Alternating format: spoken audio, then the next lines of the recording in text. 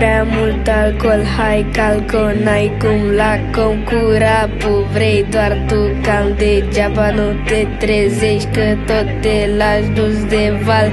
Când te dai mare pe afară, dai treabă tare în box, să tripa zilnic o doză.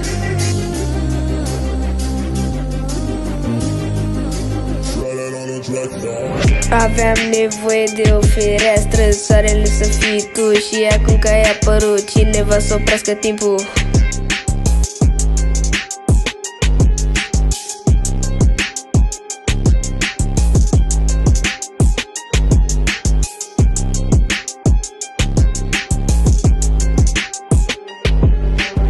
Ai tipuri de spliv, lasă-mă să îți explic de ce tu tremuri de frig, alții o fac de frică. Nu a făcut pentru toți copii, știu ce le zic. Ascultă-mă și fac acum ce fac artiștii preferați, bitch.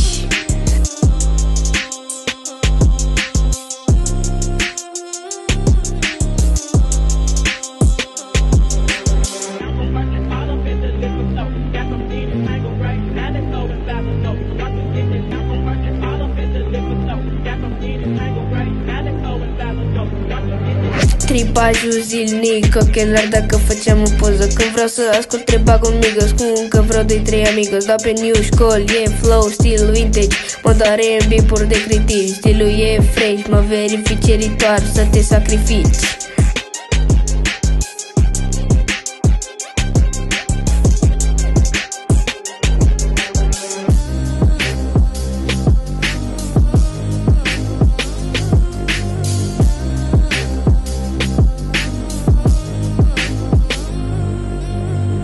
Tripajul zilnic o doză, ochelari dacă făceam o poză. Tripajul zilnic o doză, ochelari dacă făceam o poză.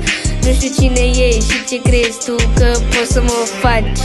De ce nu cânti cu mine? De ce îți place să taci?